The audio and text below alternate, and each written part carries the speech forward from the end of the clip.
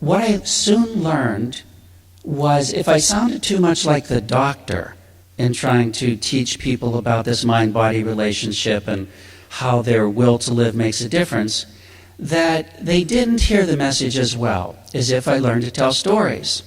And I say, give them a really good dose of common sense. But I joke in science we don't use common sense, so if you'll appreciate my sense of humor, everything must be based on research. But bear with me, and I'm sure to some extent my patients did as I tried to give them some good common sense.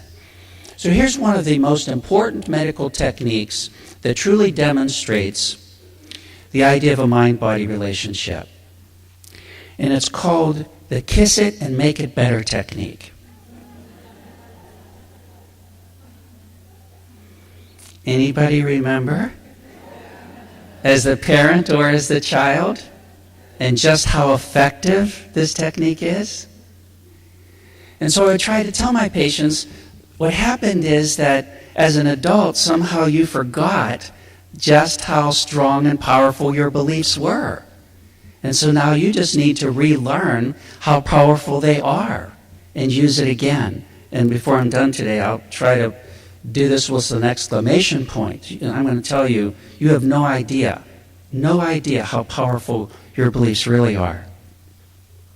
So then I would also tell them about the idea of when you're busy doing what you like to do, you tend to forget your aches and pains. Anybody know this isn't true? Of course it's true. And so I would give examples to people also about how when they were doing what they loved, that it in fact impacted how they feel. And then I went on to explain more specifically how we know it affected their physical structure and functioning. So the title of my book, Doctor's Orders Go Fishing, came from this trying to give this common sense message. And remember, we were in central Pennsylvania, and I grew up in central Pennsylvania.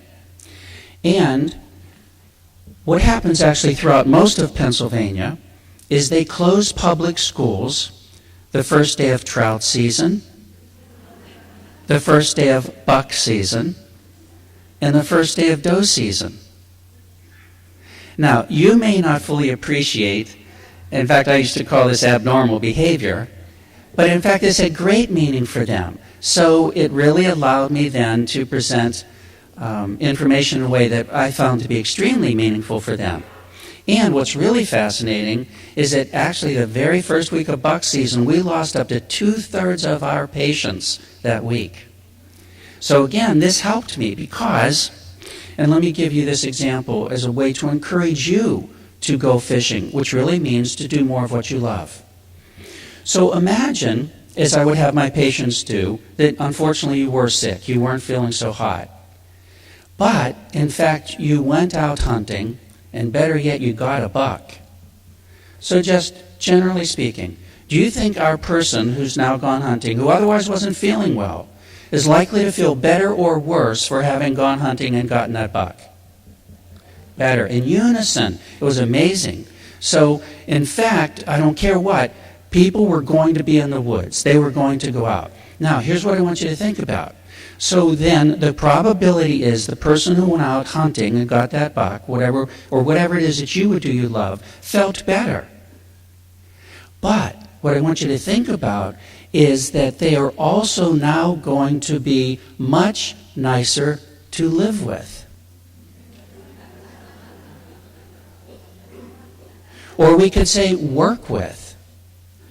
So I quickly caught on and was saying to them, everybody wins when you go fishing. And so, because the audience is primarily women, but I would say to you, if you were the caregiver and your husband came home and otherwise was feeling so much better, if you had your wits about you, you'd kick him in the butt and tell him to go out and get another one. But similarly, if you are the husband or male at home and your wife was out doing something that had special meaning for her, rather than trying to in some way say what you believe is appropriate or inappropriate behavior, is to be genuinely supportive of your unique individual interests, needs, and values.